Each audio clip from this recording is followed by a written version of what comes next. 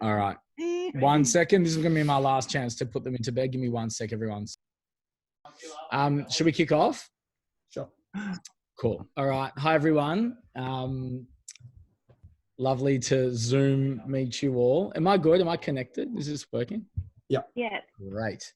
I hope everyone is well and healthy and happy and getting through this time. Some people I don't know, and I'm assuming it's because you're from, well, I don't know, I haven't met you yet, but I'm Matti, Borowski. Nice to meet you. Thanks for, just in time, Rav Hanan and Ash and the Ohrsom crew for having me around. By the way, I'm having some technical difficulties, so if I drop out, just tell me. Cool? Can you hear me? Yes? Great. I'll just check in. Benj, goodbye. I seriously have a kid in the curtains behind me. This is not great for my parenting street cred. Cool. So I also have a big, deep fear of doing a Zoom faux pas of I don't know, sharing the wrong screens and stuff like that. So I hope this will all go okay. Cool. So I'm going to share screen. And this is Benji Max, who really wants to be part of the shiur, so he'll be in it but you have to sit quietly. If you want to be in the shiur, then sit nicely. You have to sit nicely, okay? Good boy. Sit. Okay. So what I've been thinking a lot about is the time of year that we're in the lead up to Pesach, and obviously we're dealing with something that the world's never dealt with before in terms of Corona and the impact it's had on all our lives. And one thing that I've been thinking a lot about is the concept of time.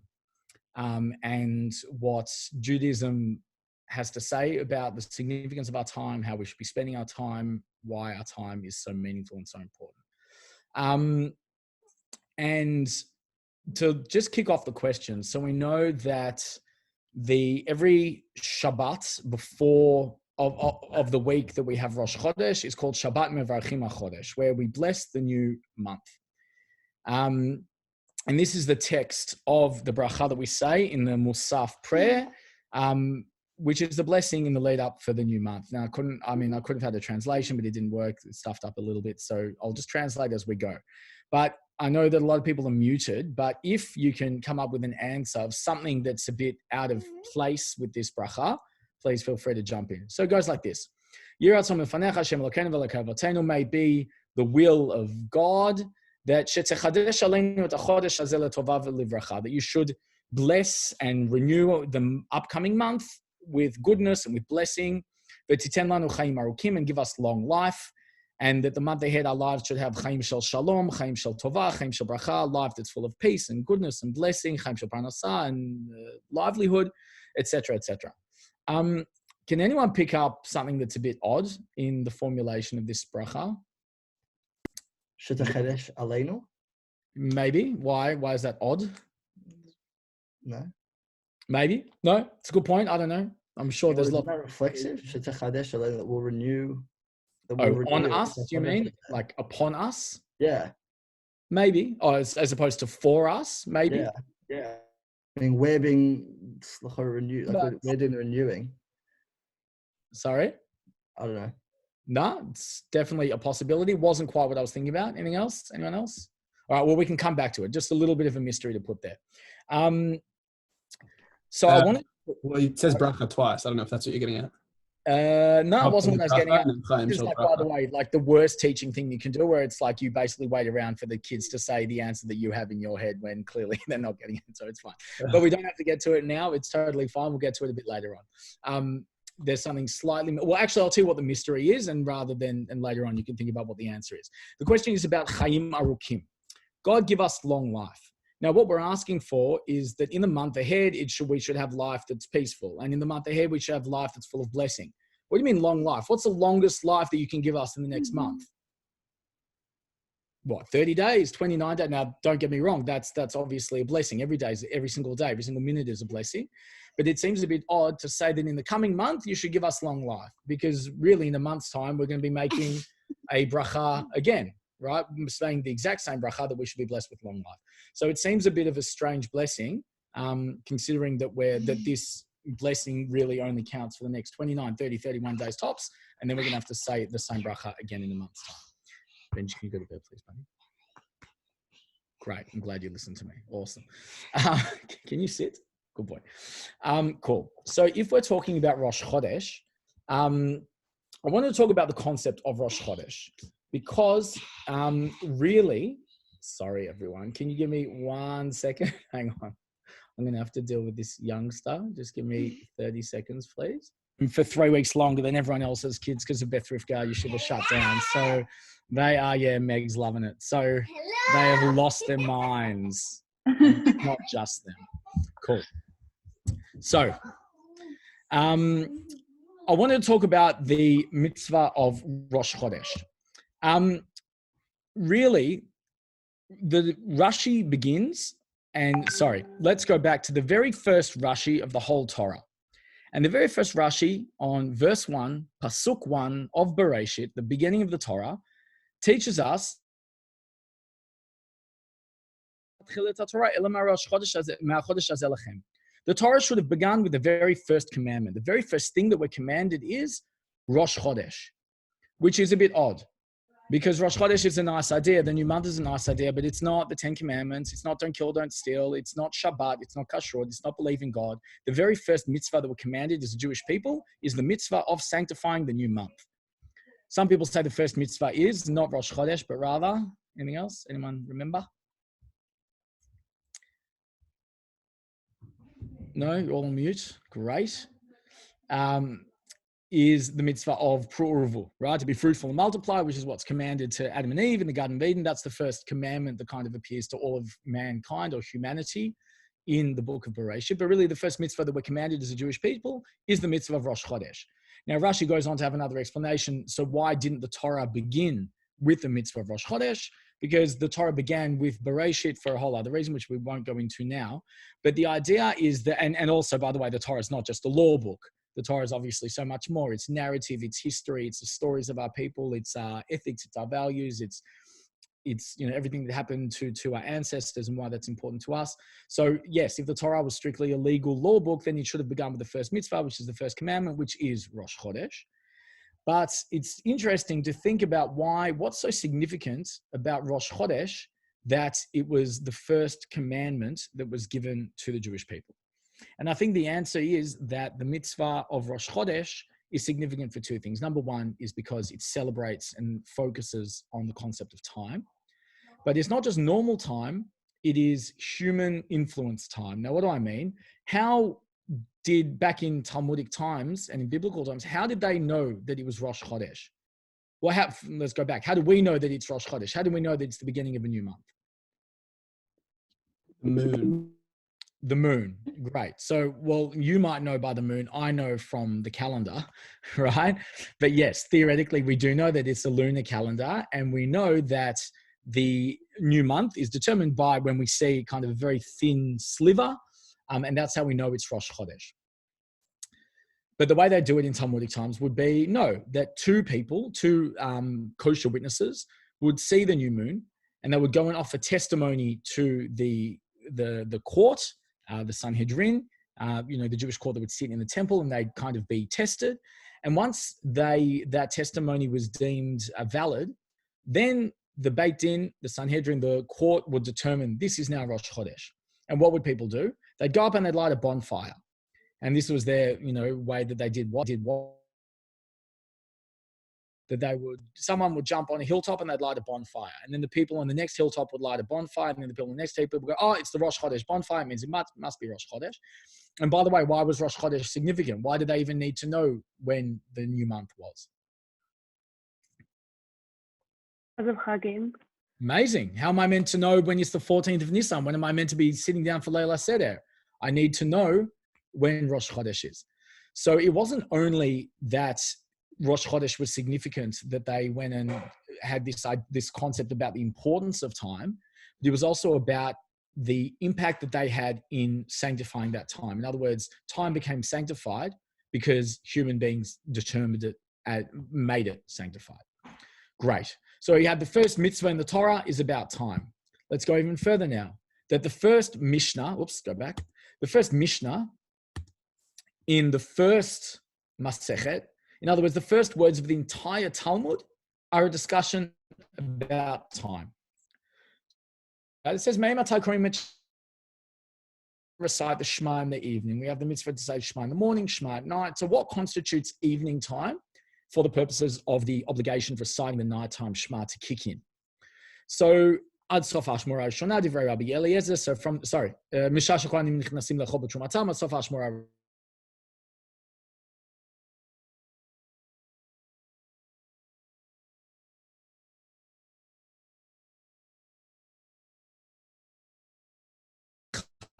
So they don't worry about when the end time is. And then Rabban Gamliel says, no, it's not until midnight. It's not until the Kohanim finish eating their Truma donations. But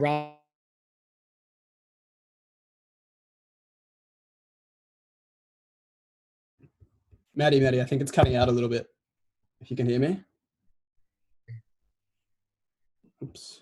Sorry, can you hear me now? Yeah, if you just go back 30 seconds or so, I think it cut out. Gave me something yesterday. I swear it was like 3 minutes of me talking to him. This is a good opportunity to go back. The point, and we don't have to go into the details, is that the very first Mishnah, the first teaching of the entire Talmud is about time. The first teaching, the first mitzvah of the Torah is all about time. And so therefore time and how we spend our time must be a significant Jewish concept. That's all. That's the case that I'm trying to make. I had this little quote here. Has anyone read The Little Prince? You can just put your hand up if you have. And if you haven't, then put it on your I'm sitting in isolation book list. Because it seems on the face of it to be kind of like a kid's story, not very sophisticated. Matti, I think it's dialogue. Still cutting out a little. I think if you turn your webcam off, it'll probably help. Turn my webcam off. I think that usually helps the audio, yeah. Cool. How does that now? Is that better? I think it's better for now. We'll see how we go. A little bit. Okay, cool. Thanks for the heads up. Keep letting me know. Yep. So the prince basically says what is essential is invisible to the eye, which is also quite interesting because if you think about the big things that matter to us that are essential in our lives, faith in God, love, emotion, time, it's often things that are very amorphous, things that are by definition not visible to the eye, which actually are essential. So that's quite interesting that the Little Prince establishes that for us as a principle.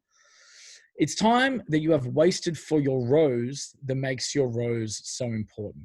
This is what the fox says to him. It says, men have forgotten this truth, but you must not forget it. You become responsible forever for what you have tamed. You are responsible for your rose. So the Little Prince is obviously looking after his rose. And I don't like the word wasted in that second paragraph because it's not the time that you've wasted for your rose that make your rose so important, but I think it's time that you have invested. In other words, we all have roses in our lives. We have things that are important to us. We have friends, we have family, we have relationships, we have careers, we have interests and hobbies. Things that we invest in, our time in, that's what makes them important. And it works both ways, that when you invest time into something, it becomes important to you. But we often think about that because something's important to me, then I invest time into it. But I think it's the other way around. I think things become important to us based on the investment and time that we put in. Great. So we've said the Torah views time as important. We've said that we value the things that we invest our time in. So now let's have a look at the concept of sanctifying time. Because it's not only using your time well, it's using your time for an elevated purpose, a purpose that goes beyond just, an investment or something that's cool or cute or a hobby. We're talking about taking time and elevating it, sanctifying it to be something much more than it otherwise could be. So I wanted to take you to this cute little discussion in Masechet Brachot, in the Talmud Bavli. And it's in the midst of a conversation about wind up a blessing. Now, the argument is, and actually the spoiler alert is if you skip down to the bottom of this little excerpt, it says, V'tama mai ein chotmin b'shtayim. In other words, the Gemara is discussing when you make a bracha, the subject of the bracha, when you make a blessing, the subject can only be about one thing. So you can't say, if you've got multiple foods, you can't say, God, thank you for the apple and the carrots and the Coke and the chips, right? You either make an individual bracha because each thing is important. And at the bottom, it says, we don't bundle everything together. We're not just trying to, it's not like a bracha life hack where we're trying to, grab everything in one go. No, each thing has its time and each thing has its place. Now, if you go back to the second paragraph there, what the rabbis are basically arguing, and they're basically saying, what do you mean you can't have the subject of two things in one bracha? We have a bracha that we say every yontiv. Every yontiv, we say during Kiddush, we sanctify the day by saying, Mekadesh Yisrael v'hazmanim. That's the way the bracha ends. Blessed you God, who sanctifies Israel and the seasons of the year, or the times of the year, the chagim. So don't tell me that you can't have two subjects. Here, look, you've got two subjects of the end bracha. You've got Yisrael, the Jewish people, and the Zmanim. What do you mean? So then the Gemara says, no, what it means is Yisrael dekadshinu lizmanim. It doesn't mean who sanctifies Israel and the seasons. It means blessed are Israel who sanctify the seasons. In other words, it's not God. Yes, it was God who came up with all this, right? In other words, it's not God necessarily who sanctifies the Chag, but rather it's the Jewish people who have the power to sanctify the Chag. In other words, we have the power to transform time itself. We have something that next Wednesday could be Wednesday, or it could be Pesach. If you don't care about Pesach, then it's just Wednesday. If you care about Pesach, well, how do you show that it's Pesach? Because you sanctify the day. You imbue that day with meaning. You imbue that day with sanctity. And we are blessed that we have that opportunity to uplift time itself, to make time resonate, to make time more significant than anything that it is.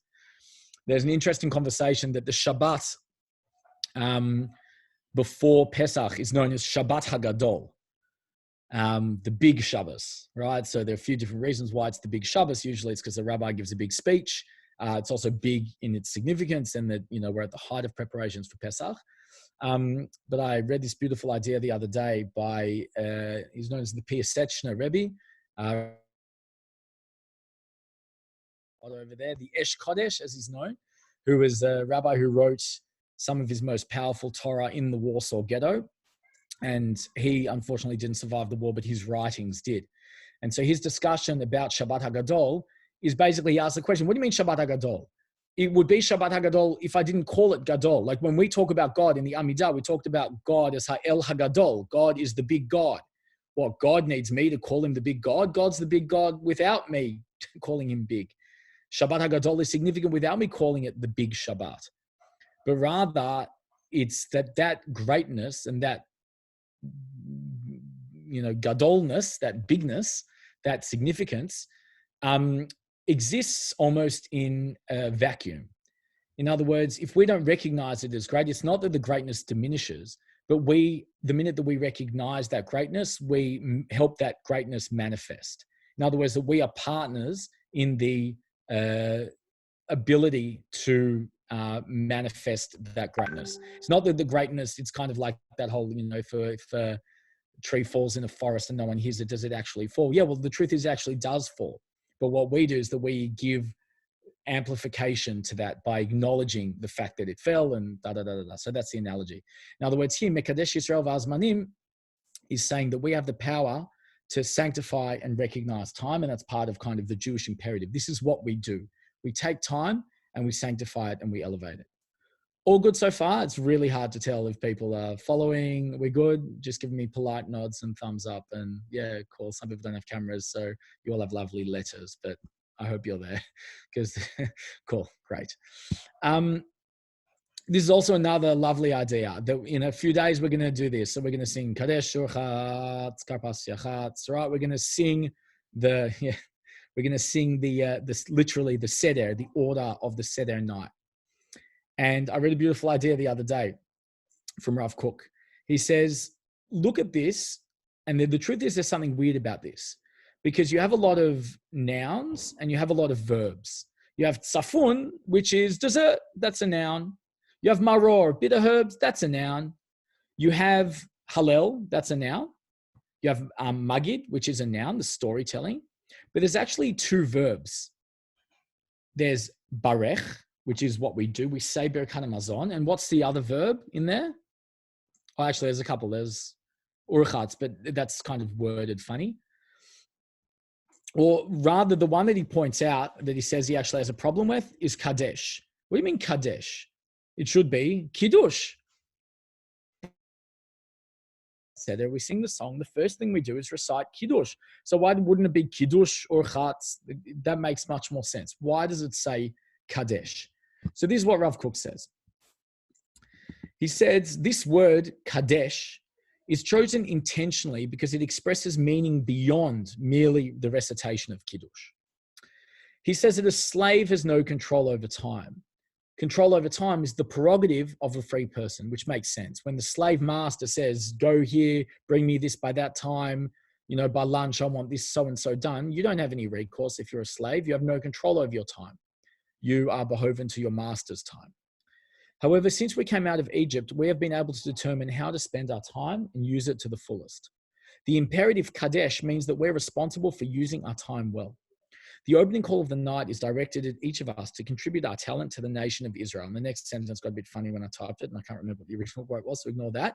But at the end, it says, Kadesh is the verb, and the verb is to sanctify. In other words, the way we express our freedom, the imperative that we have as free people who have the ability to control our own time, is to sanctify that time, is to use our time to sanctify the world, to use our time in a way that's not just the recitation of Kiddush, but the answering of that imperative to Kadesh, to sanctify, to elevate, to uplift all the kind of the things in our life and the things that we spend our time on. Cool? Great. So we've spoken about the mitzvah of Rosh Chodesh, which leads us to the importance of time. And we've segued into Pesach, which tells us about that not only do we have the ability to sanctify time, but we have the responsibility to sanctify our time through the idea of Kadesh and through realizing our potential as free human beings. Now, the question is, what does that mean? What does this Kadesh mean? What should we be doing with our time? So great. We've been told time's important. We've been told that we're free people. We need to use it. Use it for what? What does sanctifying our time actually look like? And when you have deep philosophical questions, obviously there's one person you can ask, and that would be Rabbi Sachs.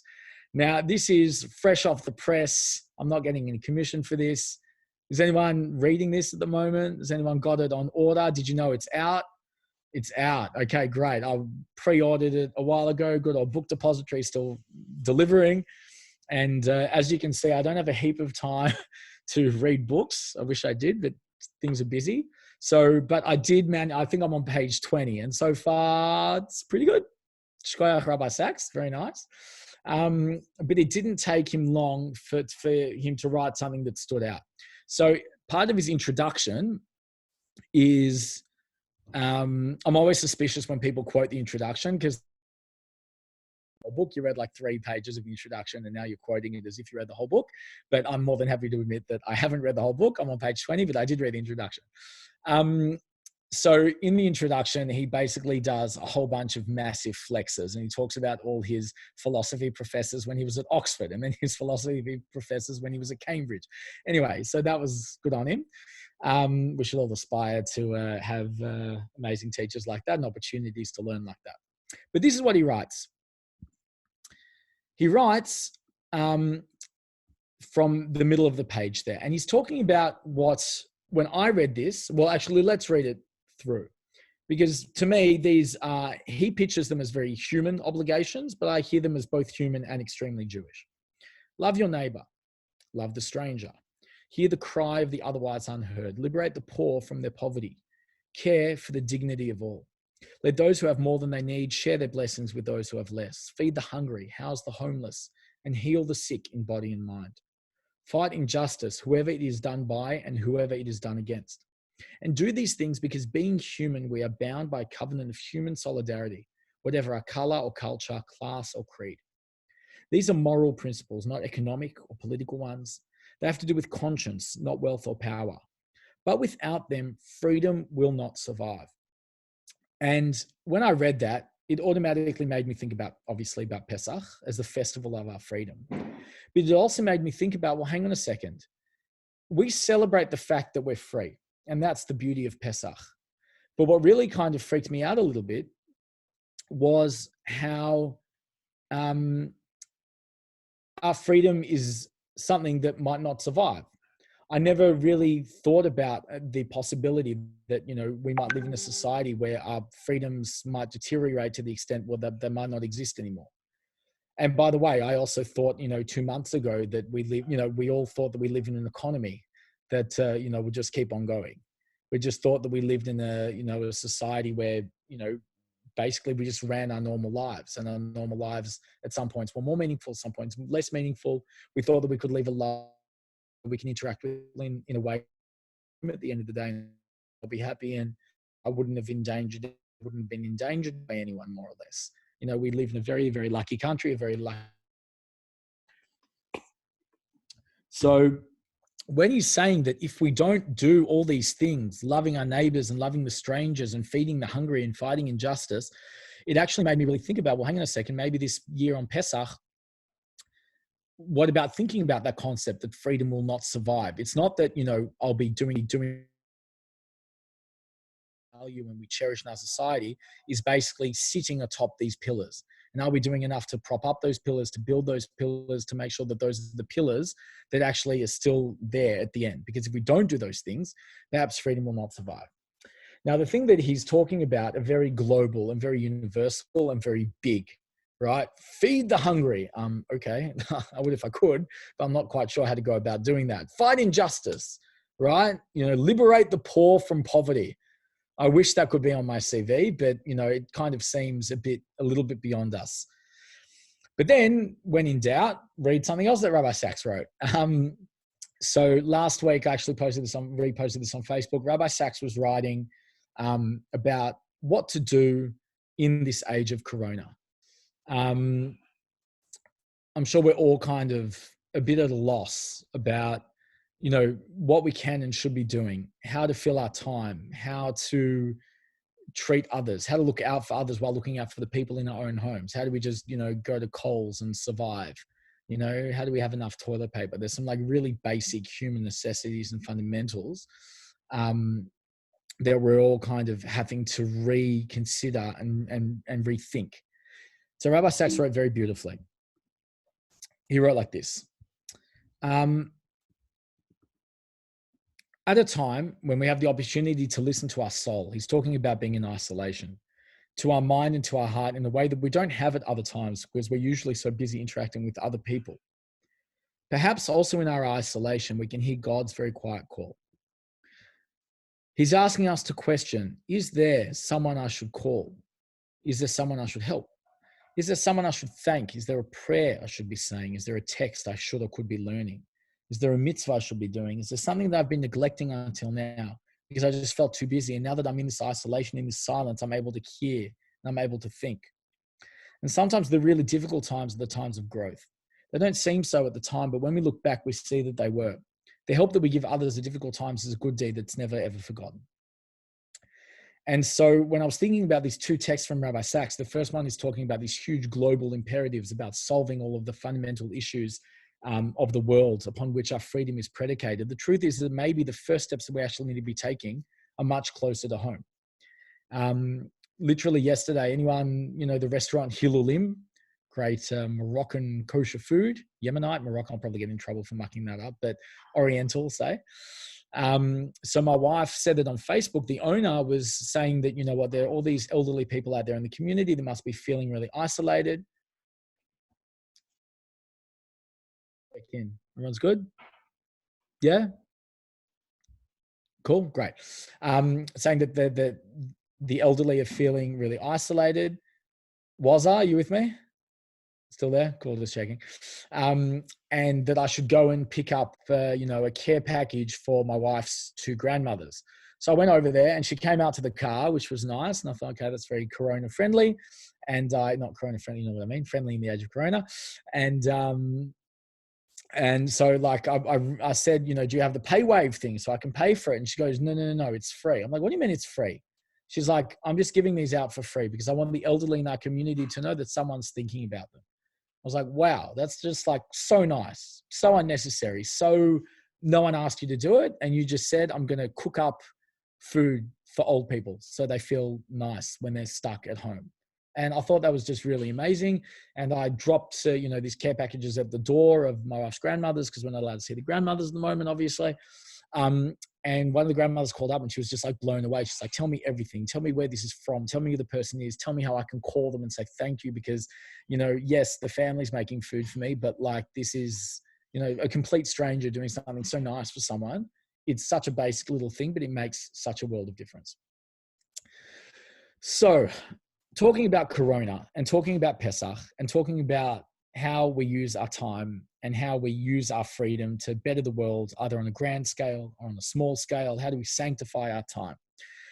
The truth is that this conversation, honestly, from what I hear from lots of other people, has kind of gone the exact opposite, right? Everyone is going, so many people, unfortunately, aren't thinking about how do I use this time in the most productive way. People are using the time to think about how much Netflix can I watch, right? Foxtel was amazing. Foxtel just opened up all their content. They basically said, if you've got the prescription for the sport and the National Geographic, don't worry, we're opening up, you know, movies and foreign language tutorials, whatever it is. I don't know, all the Foxtel channels, whatever they are. Now, it's chas v'shalom, God forbid, you should be bored, right? And you're going to be at home. And so instead of, you know, doing all these other things you could be doing, we're going to add a whole bunch more channels for you to watch. So in case you were just watching soccer, now you can watch soccer and golf, right? And it's such a different discourse. It's such a different conversation from the concept of sanctifying time. And in fact, the opposite. Now that we actually have this incredible gift of more time than we've ever really had, you know, all these memes about, you know, people rolling out of bed at 8:59 to start work at 9 o'clock, when usually, you know, most people have jobs. You get up at whatever time you get up and you have your morning routine, whatever that consists of, and you have your commute. And, you know, and Waza is still in isolation. He's still wearing a button-down shirt. You know, most people are kind of sitting there in their work interviews just with the top on and it's pants off Friday, whatever it is, you know. It's very difficult to maintain that routine. It's very difficult to use your time in an effective and productive way. And so it got me thinking a lot about, well, you know, what do I need a bit of chizuk, a bit of strengthening, a bit of inspiration about, which is the power we have to control our own time and the imperative that we have to use our time effectively and to sanctify it. So that's all very nice in theory. How do we go about doing it? And so there's this TED talk, and I won't spend our time all together watching it, but I'll copy the link in the chat afterwards, and it takes about 9 minutes, and I highly recommend that you watch it. And she comes up with a very simple idea. She basically said, there's no such thing as I'm too busy. There's no such thing as I don't have enough time. You simply have you just have a set of priorities that you choose what you spend your time on. So for example, if someone says to you, oh God, I really need to wash my curtains. It's the right thing to do. They're all dusty, but who has time to wash my curtains? Now, if someone says to you, I'll give you $100,000 to wash your curtains, all of a sudden you're going to wash your curtains. So what does that prove? It proves not that you don't have the time, because you have the time also. It's just show that you have chosen not to prioritize that thing. Great. So we know that we need to prioritize our time. Now the question is, how do we prioritize our time? So what she suggests is a very nice little exercise, and she uses it in the context of New Year's, but I think it's very applicable to Rosh Hashanah.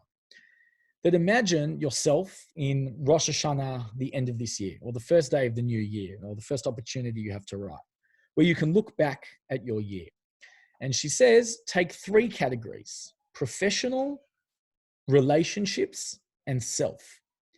And what you should be writing is that you should be thinking of yourself at the end of your year, looking back at the beginning of the year that you just had, and saying to yourself, I would have been successful in this area, as in a successful year in this area of my life would look like this. So if it was in relationships, I would have, you know, a successful year would be, I look back at this year and say, wow, this year was awesome because I invested in those friendships, because I took a risk in that relationship, because I made sure to tell these people how grateful I am to have them in my lives, because I invested time in it, blah, blah, blah, etc. In other words, you basically establish for yourself success criteria in those important departments in your life. And then that is your end goal. And so when you have to prioritize how to spend your time, those will be the benchmarks upon which you ascertain whether you've spent your time well or not. If you don't have a goal, if you don't have an objective at the end of the day, so it won't matter if you watch that Netflix show or not. It won't matter if 2 hours later, 2 hours of your life are gone.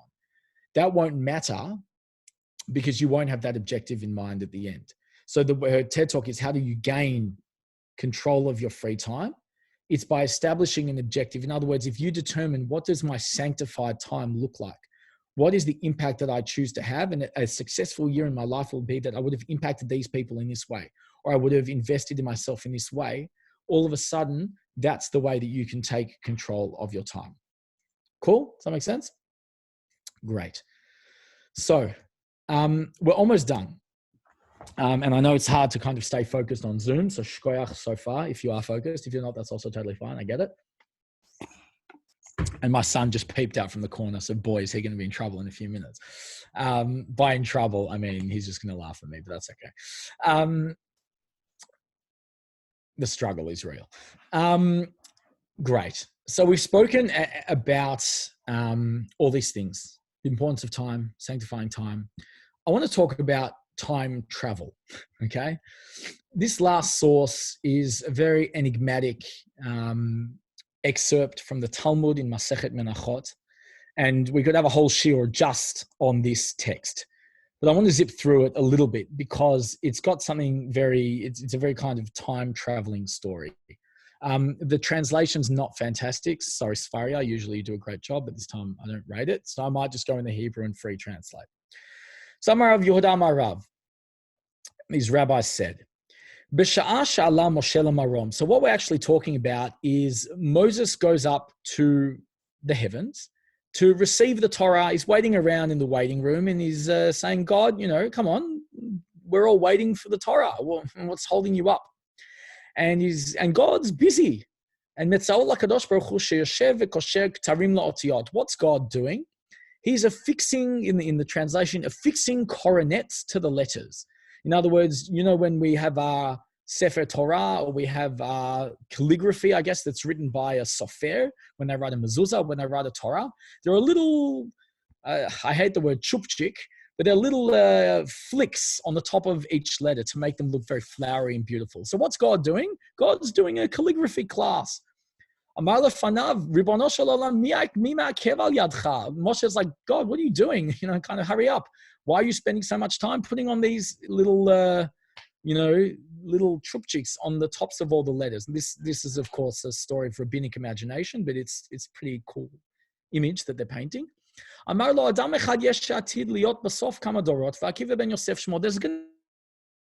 generations from now. His name is Akiva, the son of Yosef, who we all know as Rabbi Akiva, the famous sage. That he will be so erudite, he'll be so knowledgeable, he'll be so sophisticated that he will be able to teach laws based on these tiny little things of the letters. Okay? Moshe is kind of going, yeah, seems a bit weird. And he's like, come on, God, show me who this guy is. Amar lo chazor la'achorecha. God says, Moshe, turn around and jump in the time machine. So Moshe zaps forward many generations from his time, and he finds himself in the Beit Midrash of Rabbi Akiva, and he's sitting there in the back row. And he's sitting 8 rows back, and he's kind of sitting there in shiur. I think it's like very Harry Potter, when he kind of sits in the back and watches the trial when he's time traveled. Anyway, so he's sitting in the back row. And Moshe, the greatest prophet who received the Torah and taught the Torah, does not understand a thing. Not being able to follow the arguments, he was ill at ease. The Gemara says, chalash da'ato, he feels sick. He's like, what do you mean? I'm meant to be this big giver of Torah, and I have no idea what this guy's talking about. And so then at some point, so he's following, he's listening to this shiur, he has no idea what's going on. And one of the students says, Rabbi Akiva, how do you know this law that you're teaching? And Rabbi Akiva says, don't worry, don't worry that the principles to answer your halachic question go all the way back to the tradition that Moshe received at Mount Sinai. And Moshe is appeased. Now, effectively, so what's happened? Moshe is sitting there in a class and they're discussing the halachot of Zoom. Is it possible to have a minyan over Zoom? And Moshe is going, Favos Zoom? What are you talking about, Zoom? I have no idea what you're talking about. And he's freaking out. And we're saying, no, Moshe, actually, the real reason that we're having a halachic discussion about Zoom is because we're talking about this thing called electricity, and we're talking about audio waves, and we're talking about visual things. We're talking about people that are sitting apart from each other in Corona. But don't worry, the basis of all this is the eternal Torah that you taught us all. And Moshe says, oh, Baruch Hashem. Okay. Now, and then there's a whole other conversation, which is the second part of the story, which maybe we can do some other time. But it's very, very powerful. But why am I sharing this with you? Because to quote one of the best movies of all time, Gladiator, what we do, sometimes the actions in our life echo an eternity. In other words, there are things that we do that we don't know the impact of them. There are ripples that we, when we throw a rock into a pool and far those ripples go. And the truth is that there are things in our life where we, there's the quote that we sit on giants' shoulders. I think it was Newton that said that. That we, take so for granted the things that we have in our life and the people that we are. But the truth is that we are a continuation, or we are the inheritors of many things that came before us, whether it be technology, whether it be values, whether it be our traditions. And the truth is that there's a concept of time. The time is something that we don't necessarily appreciate because we live very often in the present. And we don't think to ourselves, there are things that we might do in our lives that will echo an eternity.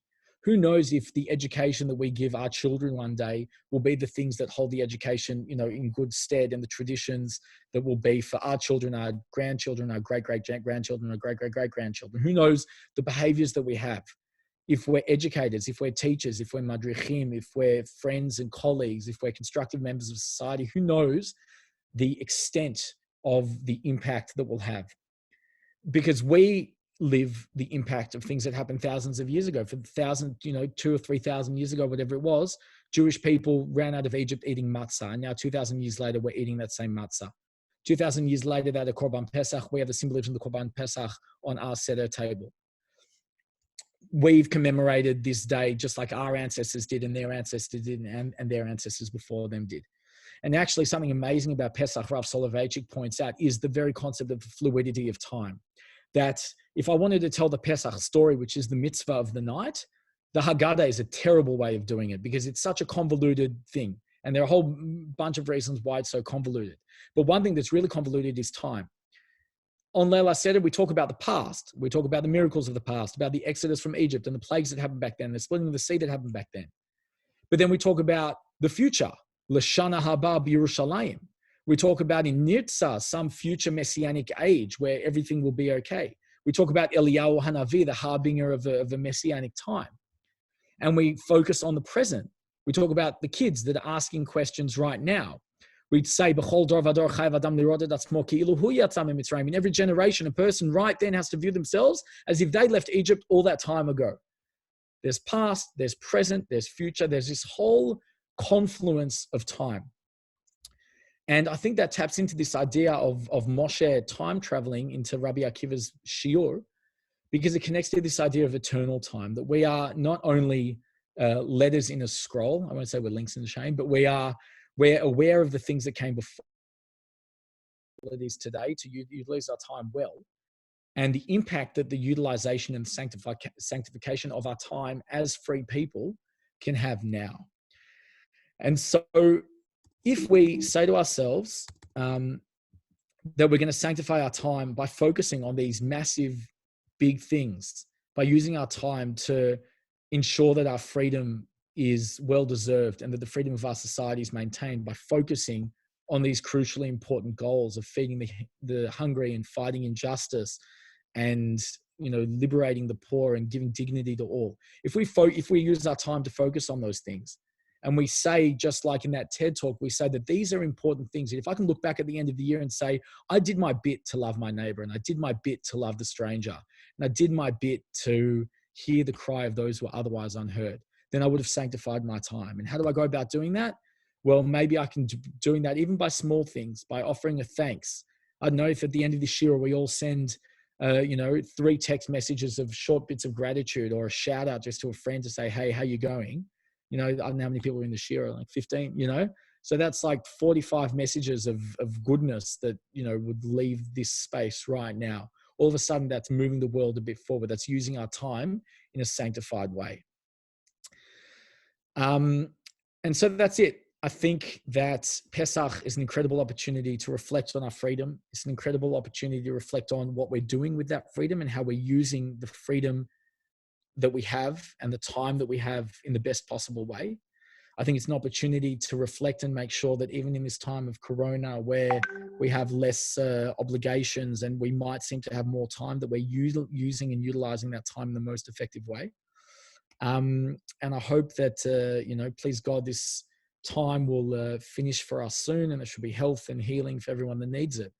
But I'm really liking all these kind of ideas that are talking about now, that I hope that, humanity will be different at the end of all this, that we must be different at the end of all this, that we must have learned something. If anyone's seen that Hanan Ben Ari song going around, I can link it here as well. It's very cute. He kind of basically just talks about how, we should be changing, that, this era has not only been a challenge, but it's also, created these connections of things that matter, that all of a sudden we're spending more time with our kids. All of a sudden we have to be much more conscious about, being connected to people. All of a sudden we have to learn to get along and make conversation and kind of go back to the basics of what it is to be human, and utilizing our time in that way.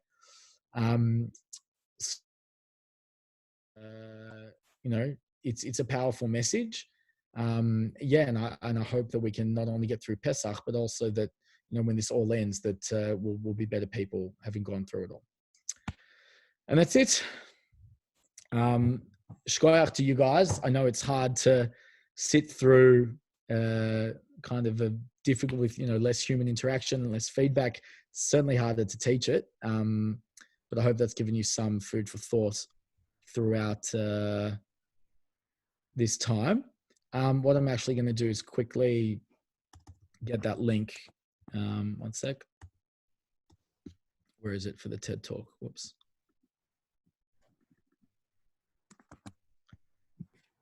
And I will put it in the chat. Oopsie. I don't know how to do it to everyone, but one sec. I'm terrible at this. I'm just going to post it, and whoever gets it, Ashi might get it. But maybe post it to everyone. That's on me. One sec. Everyone. So I guess if anyone wants that, copy it now, because when this meeting ends, you won't be able to access it. Cool. And the Rabbi Sachs book is really good. So if anyone wants to book club it, you can order it. We can talk about it some more. Yeah. Thanks, Matti. Thanks very much, Matti. No worries. I don't know what the Ohrsom schedule is, and I don't want to introduce this as a clash, but one thing I actually was going to say is that one other thing that this has done is made the whole world more accessible. So there are all these talks and shiurim by these huge, rabbis and intellectuals and whoever it is, people that, usually you would have, we'd have no access to, that all of a sudden it's all Zoomable. Which is cool. So a few of us were trying to organize a speaking tour coming to Australia of Rav Yoni Rosenzweig, for those who know him. He's an awesome Rav in Israel, and we couldn't organize it because Corona shut everything down. But for those who want, he's giving a couple of shiurim. I don't know, is this I don't know if this is allowed to advertise. It's all good. It's all Torah. It's all great. Go for it. Wait, Rav, is anything on tomorrow night at 9:30? I'm assuming not, because it's late. Great. Tomorrow night, 9:30, Rav Yoni is giving a shit. I think Corona and mental health. Rav Yoni's writing a book about halach and mental health. I'll chuck it on Facebook. And on Sunday night, he's doing one for those who might find themselves in a situation where they're kind of running a seder, where usually they'd be with other family members who are used to running it. This year, we're going to be, I'll be running my first seder. So, yeah, well, trying to. So he's going to be giving some tips about that. So there's Torah. Awesome. Yeah, we'll share the links. Shkoyach. All right, guys. Chag Thanks, Sameach. Maddie. Be well. Thanks, Stay Thank safe. you very much. Thank you. Thank you. Have See you around. later. Have a great night. Thanks.